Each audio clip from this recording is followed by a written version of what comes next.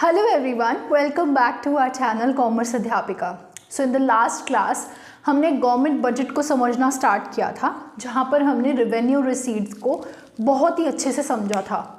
अगर मैं उसको फिर से रिकैप करना चाहूँ तो जब मैंने एक्सप्लेन करना स्टार्ट किया था तो मैंने बोला था कि रेवेन्यू रिसीट्स वो वाली रिसीट्स होती हैं जो कि ना तो लायबिलिटी को बढ़ाती हैं और एसेट्स को घटाती हैं।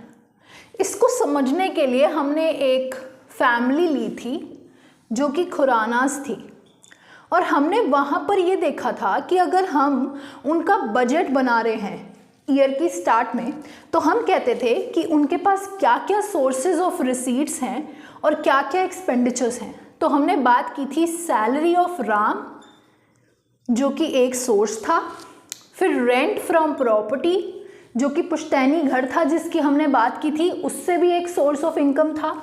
उसके बाद हमने पेंशन की भी बात की थी कि इस घर में पेंशन भी आती है। उसके बाद हम नीचे गए थे तो हमने बोला था कि हम इस साल ऐसा कुछ सोच रहे हैं कि हमारा जो विलेज का होम है हम उसको सेल कर देंगे, तो वहाँ से भी इनकम आएगी, sale of village home. And then Ram ने बोला कि शायद मैं इस साल गाड़ी भी बेच दूंगा अपनी, तो वहीं पर सेल ऑफ द कार से भी पैसा आएगा। पैसा अंदर आ रहा है बट हमें दिख रहा है कि एसेट्स घट रही हैं, एसेट्स घट रही हैं।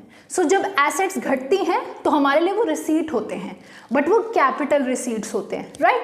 क्योंकि ये डेली बेसिस पे नहीं हो रहे हैं। ये वाले अगर रिवेन्यू नेचर के हैं तो ये रिवेन्यू रिसीट्स हैं और ये कैपिटल नेचर के हैं। फिर हमने बात की थी कि राम को ऐसा लग रहा है कि शायद इस साल मुझे थोड़ा सा पैसा एक्स्ट्रा चाहिए होगा आउट ऑफ द इनकम जो मैं हर साल कमाता हूँ, इसलिए उसने बोला कि मैं अपने कज़न जो कि अरोड़ाज हैं हम उससे लोन लेंगे।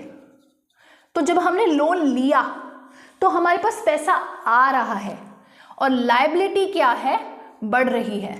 तो आपने क्या सीखा, जब एसेट्स घटती हैं और लायबिलिटीज बढ़ती हैं तो वो देता है नेचर किसको, कैपिटल रिसीट्स को अराइज, राइट? सो वहीं पर हमने रेवेन्यू रिसीट्स जब खत्म किए थे, आज हम समझना स्टार्ट करेंगे कैपिटल रिसीट्स। सो सबसे पहली बात, रिसीट्स तो सबको पता है, these are the estimated receipts of the family, but अब हम इसको कन्वर्ट करेंगे गवर्नमेंट की टर्म्स में, राइट? बिकॉज हम क्या समझने की कोशिश कर रहे हैं, गवर्नमेंट बजट। तो जैसे एक फैमिली बजट बना रही है वैसे ही गवर्नमेंट भी बनाता है अपनी स्टेबिलिटी के लिए, ये हमने लास्ट क्लास में बात की थी। सो कैपिटल रिसीट्स में receipts are the estimated receipts of the government for the next fiscal year, right? तो गवर्नमेंट जब ये एस्टिमेट कर रहा है कि नेक्स्ट ईयर मेरे पास कहाँ कहाँ से पैसा आएगा जो कि कैपिटल नेचर का होगा, उसको हम कैपिटल रिसीट्स कहते हैं। तो अगर कैपिटल रिसीट्स की डेफिनेशन बोले, these are those receipts that lead to a fall in asset और which leads to rise in liability. So capital receipts वो रिसीट्स होती हैं जो एसेट्स को तो घटाती हैं और लायबिलिटीज को बढ़ाती हैं। अब आपको ये समझ आ गया in the terms of a family, but अब हम समझेंगे कि गवर्नमेंट की टर्म्स में कैपिटल रिसीट्स के अंदर क्या क्या कंपोनेंट्स होते हैं। ओके स्टूडेंट्स, चलो अब हम समझेंगे कैपिटल रिसीट्स के कंपोनेंट्स कि गवर्नमेंट के पास कैपिटल रिसीट्स कहाँ कहाँ से आते हैं। तो सबसे पहला आपको भी पता है, फ्रॉम बोरोइंग्स। अब बोरोइंग्स मतलब एक तरीके से लोन, जैसे हम लोन ले रहे थे अरोड़ा से वैसे ही गवर्नमेंट भी बोरोइंग्स करती है। अब गवर्नमेंट को बोरोइंग्स की जरूरत क्यों पड़ती है, बिकॉज कभी कभी गवर्नमेंट के भी एक्सपेंडिचर्स बहुत ज़्यादा हो जाते हैं और रिवेन्यू सोर्सेज कम रह जाते हैं, तो उनको भी मांगना पड़ता है। तो गवर्नमेंट किस किस से मांगता है? सबसे पहली बात जो आपके दिमाग में आना चाहिए, आरबीआई, हमारा रिजर्व बैंक ऑफ इंडिया सबसे पहला सोर्स है जो कि गवर्नमेंट को पैसा दे देगा, राइट? अगर हम थोड़ा सा दिमाग लगाएं। सेकेंडली, गवर्नमेंट किससे बोरो ले सकता है? फ्रॉम फॉरेन गवर्नमेंट से। अब फॉरेन की गवर्नमेंट, सपोज यूएसए की गवर्नमेंट को तरस आ गया हम पे, हमारी इकोनॉमिक कंडीशन देख के, वो कहते हैं चल ले यार तू मुझसे लोन ले ले, तो गवर्नमेंट बोरोइंग्स आरबीआई के बाद फॉरेन के गवर्नमेंट से भी करते हैं, ठीक है? National bodies like IMF, world bank, IMF और वर्ल्ड बैंक भी हमारे को कुछ सिचुएशंस में लोन देती हैं, अगर आपको पता हो, ठीक है।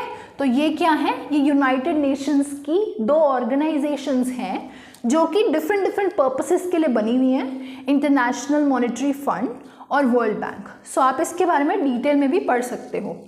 तो world bank basically under developed countries को लोन देने के लिए बना है, वेयरएज IMF का रीज़न कुछ और है, बट वो फिर भी लोन प्रोवाइड करता है कुछ गवर्नमेंट्स को, ठीक है। बट अभी के लिए आपके लिए समझना इतना ज़रूरी है कि कैपिटल रिसीट्स का सबसे पहला सोर्स है लोन या बोरोइंग्स, और बोरोइंग्स गवर्नमेंट किस किस से कर सकती है, RBI से, फॉरेन के गवर्नमेंट से, या फिर IMF से या वर्ल्ड बैंक से। सो सबसे पहली बात, ये रिसीट्स में क्यों आ रहा है, बिकॉज इससे क्या हो रहा है कि लायबिलिटी बढ़ रही है, your liability is increasing as a country, right, because मुझे फॉरवर्ड जाकर आगे फ्यूचर में ये रीपे भी करना पड़ेगा, तो it is only increasing my liability. But पैसा तो अंदर आ रहा है ना, चाहे मैं लोन ले रही हूँ, अगर मैं अरोड़ा से लोन ले रही हूँ, पैसा तो अंदर आ रहा है, तो रिसीट्स तो बन ही रही है, बट पैसा अंदर आ रहा है लायबिलिटी के बढ़ने की वजह से, ठीक है। सेकेंड आते हैं, this is a very very important source of capital receipts, इसको अच्छे से समझेंगे, ठीक है।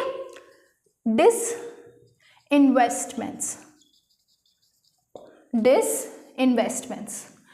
अब लास्ट क्लास में हमने जब एक source of income revenue receipts की बात कर रहे थे, तो हमने बात की थी कि गवर्नमेंट की ऐसी बहुत सारी पब्लिक सेक्टर अंडरटेकिंग्स हैं जिसमें गवर्नमेंट शेयर्स होल्ड करती है, और ये जो पब्लिक सेक्टर अंडरटेकिंग्स हैं ये डेली बेसिस पर भी इनकम कमाती हैं।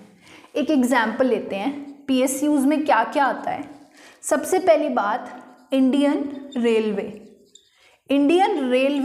100% गवर्नमेंट ओन्ड है, अगर आपको पता हो, ठीक है। इसमें 100% शेयर्स गवर्नमेंट के पास हैं, गवर्नमेंट ऑफ इंडिया के पास। वैसे ही PSUs सिर्फ 100% स्टेक वाले नहीं होते, कम से कम मेजॉरिटी स्टेक अगर गवर्नमेंट के पास है तो भी वो PSUs का पार्ट बनते हैं। जैसे कि मेजॉरिटी स्टेक का मतलब होता है 51%, राइट। अगर मैं 100 को 2 पार्ट्स में डिवाइड करूं, 50 और 50, तो ये क्या आपको लग रहा है कि मेजॉरिटी किसी के पास है? नहीं, ये दोनों के पास इक्वल है। इसको मेजॉरिटी बनाने के लिए एक को 51 और एक को 49 देना पड़ता है। तो जब गवर्नमेंट 51% ओन करती है तो उसको भी PSU बोलते हैं, ठीक है।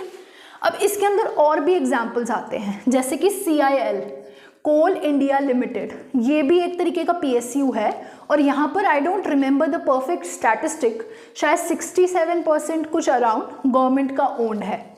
उसके अलावा जो बाकी का परसेंट बच गया वो क्या है, वो प्राइवेटली ओन्ड है, प्राइवेट ओन्ड। मतलब क्या होता है, कभी कभी गवर्नमेंट अपने PSUs में से अगर 100% स्टेक पहले ओन करती थी, उसका कुछ पार्ट उठाकर प्राइवेट सेक्टर को दे देती है, और प्राइवेट सेक्टर को देने से उसने तो अपनी एसेट घटा दी, क्योंकि PSU गवर्नमेंट के लिए तो एसेट है ना, उनकी तो कंपनी है, तो कंपनी तो मेरी एसेट हुई, तो मैंने एसेट घटा दी, कैसे, प्राइवेट सेक्टर को बेच के। तो इससे मेरे पास क्या होगा, पैसा आएगा, राइट, मैं बेच रही हूँ ना अपना स्टेक, तो मेरे पास तो पैसा आएगा। सो ये क्या है, ये एक और सोर्स है कैपिटल रिसीट का। क्यों? क्योंकि यहाँ पर एसेट घट रही है, my asset is falling here, right, मतलब एक तरीके से मेरी एसेट यहाँ पर घट रही है, तो मेरे पास रिसीट का सोर्स बन रहा है। सो डिसइन्वेस्टमेंट एक और तरीका है जिस तरीके से गवर्नमेंट कैपिटल रिसीट्स को जनरेट करती हैं, ठीक है। कि आपको ये बहुत अच्छे से समझ में आ गया होगा। अभी मैं इसको मिटाना नहीं चाहती हूँ, मैं इसको यहीं पर जो है लास्ट के 2 सोर्सेज भी आपको दिखाऊंगी। थर्ड होता है रिकवरी ऑफ लोन। अभी तो आपने बोला कि लोन लेने पर हमारे पास कैपिटल रिसीट आ रही है, तो ये रिकवरी ऑफ लोन का क्या फंडा है। चलो, कभी कभी सेंट्रल गवर्नमेंट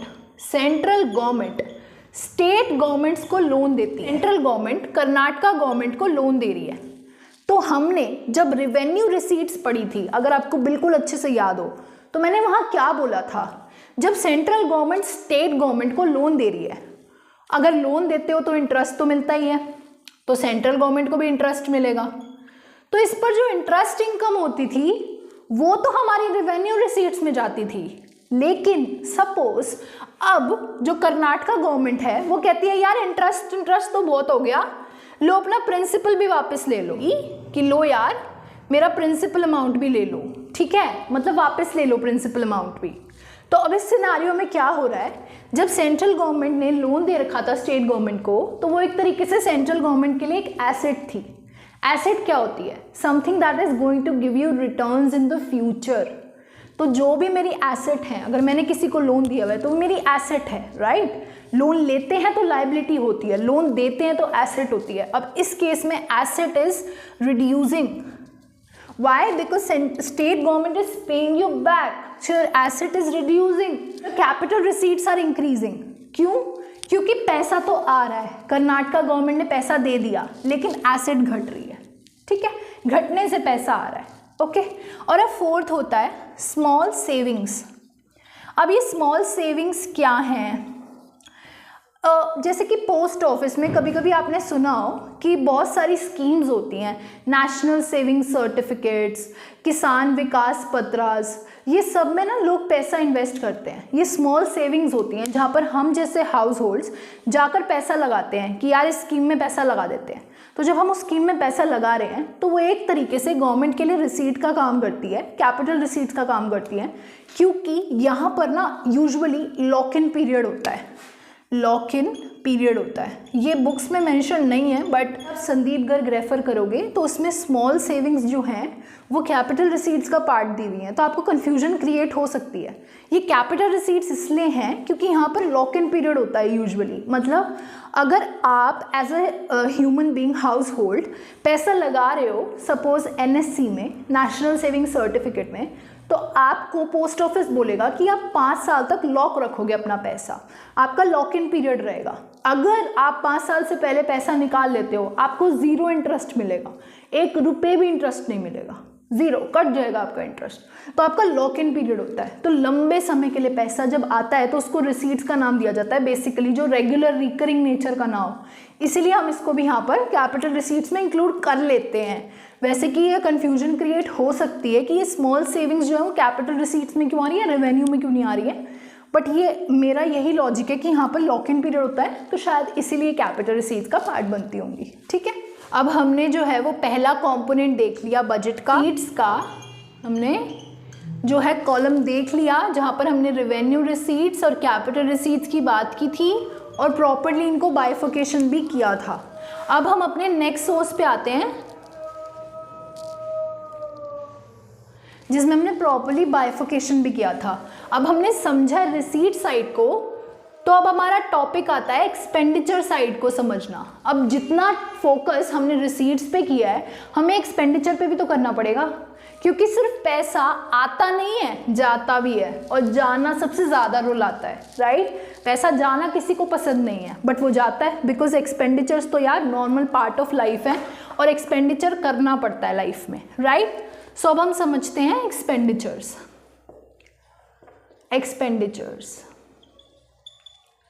ठीक है, बजट एक्सपेंडिचर का मतलब क्या होगा?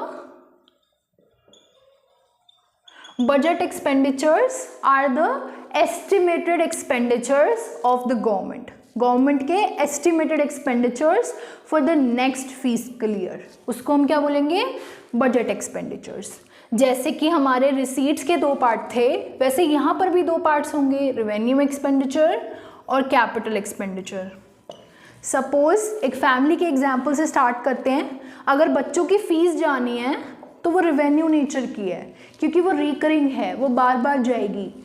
वैसे ही अगर कैपिटल एक्सपेंडिचर में कार खरीदनी है तो कार एक लंबे समय के लिए उस फैमिली के साथ रहेगी, तो उसको कैपिटल एक्सपेंडिचर बोलते हैं, राइट। सो अब यहाँ पर हम फैमिली के पॉइंट ऑफ व्यू से तो समझ गए, अब हमारी बारी आती है गवर्नमेंट के पॉइंट ऑफ व्यू से समझना। तो रेवेन्यू में जब हमने रिसीट्स में समझा था तो हमने क्या बोला था कि revenue receipts are those receipts which do not lead to increase in liability and do not lead to decrease in liability, do not, liability बढ़ाएगी नहीं, एसेट घटाएगी नहीं, वो इनकम्स थी या रेवेन्यू रिसीट्स थी। वैसे ही revenue expenditures are those expenditures. अब सबसे पहले रेवेन्यू एक्सपेंडिचर को समझने से पहले कैपिटल एक्सपेंडिचर की डेफिनेशन को थोड़ा सा क्रैक करने की कोशिश करते हैं। एक्सपेंडिचर मतलब पैसा जाएगा, पैसा कब जाएगा? अगर मैं एसेट खरीदती हूँ, सपोज मैं as a family car purchase करना चाहती हूँ, तो क्या होगा?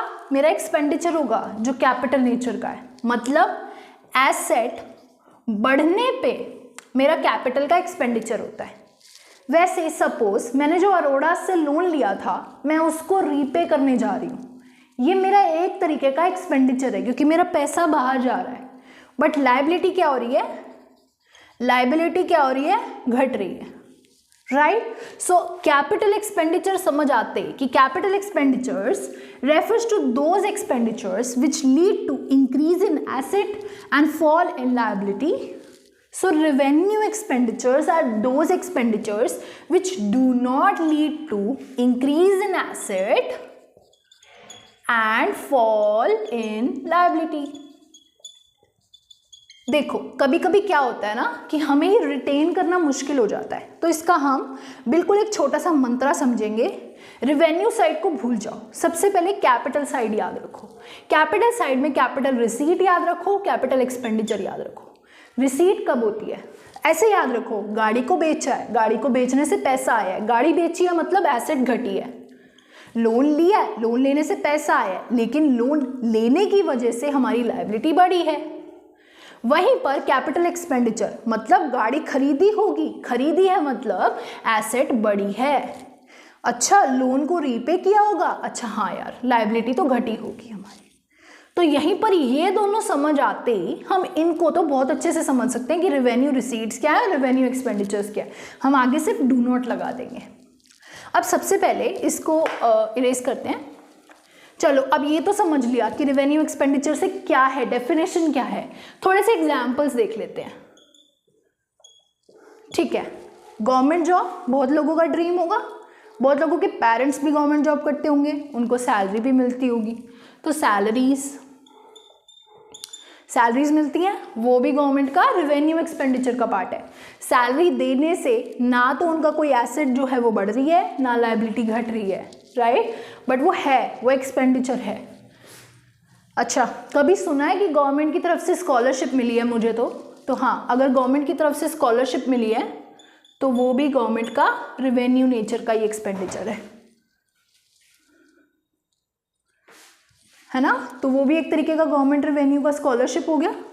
उसके बाद अगर गवर्नमेंट सब्सिडीज दे रही है, वो भी ना तो किसी एसेट को राइज कर रहे हैं ना लायबिलिटी को डिक्रीज कर रहे हैं, वो भी एक तरीके से हमारा रेवेन्यू एक्सपेंडिचर का पार्ट हो गए.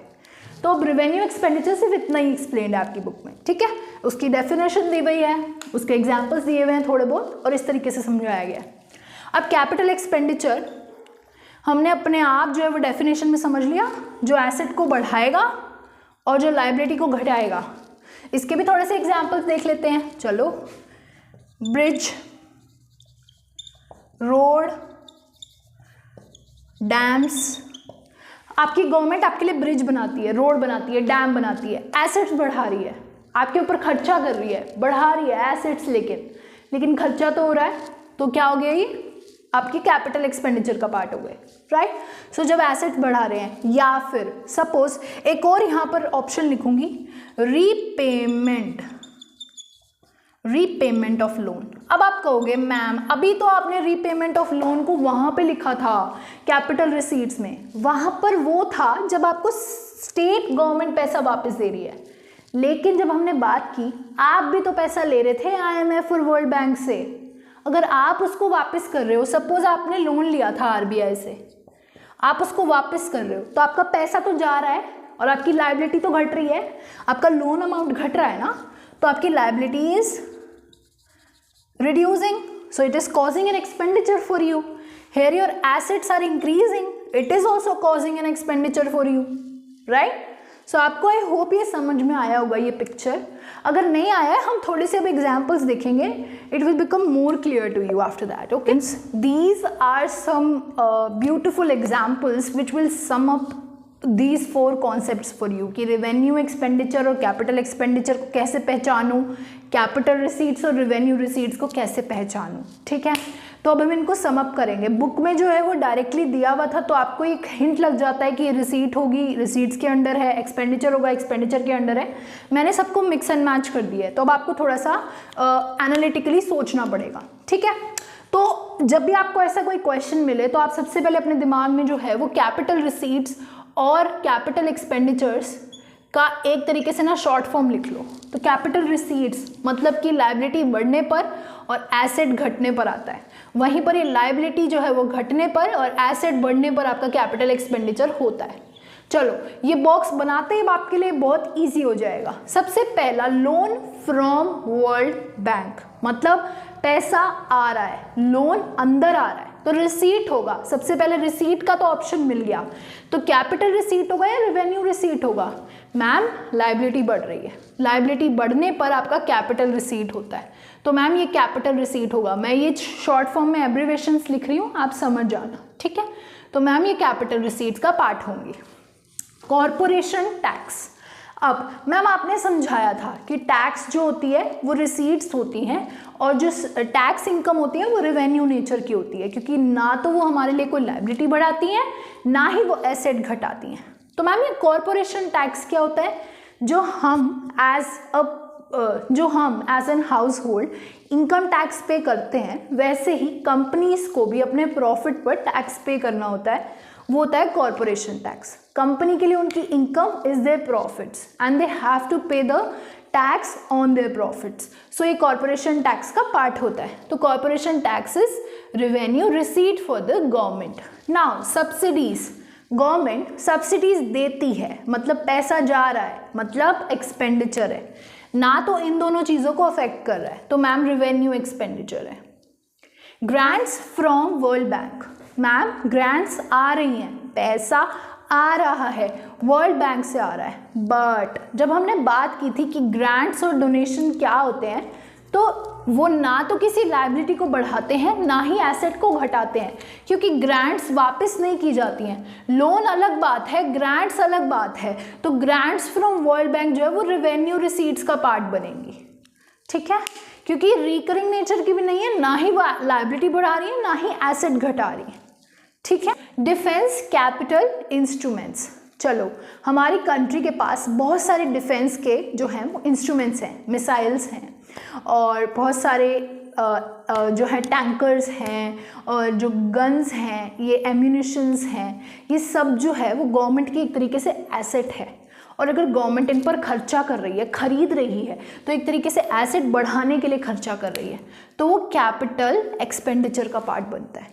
ठीक है, तो sale of PSU and profit of PSU, ma'am हमने समझा था सेल मतलब गवर्नमेंट का शेयर का सेल हो रहा है, मतलब गवर्नमेंट की एसेट घट रही है, मतलब वो मैम पार्ट बनेगा कैपिटल रिसीट्स का। हाँ जी, ये कैपिटल रिसीट्स है क्योंकि ये डिसइन्वेस्टमेंट था, अगर आपको याद हो।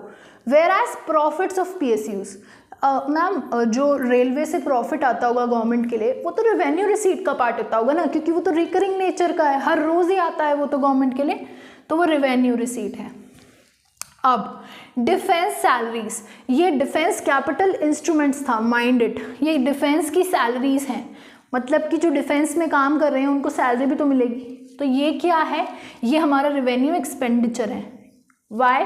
बहुत ईजी है इस बात को समझना, सैलरी पे हो रही है तो सैलरी पे तो एक्सपेंडिचर ही होता है, और ना तो वो लायबिलिटी घटा रही है ना एसेट बढ़ा रही है, तो वो रेवेन्यू एक्सपेंडिचर होगी। लास्ट है ma'am expenditure on collection of tax. अब कोई भी बुद्धू इंसान टैक्स है रेवेन्यू रिसीट मत लिख देना, वो है expenditure on the collection of tax.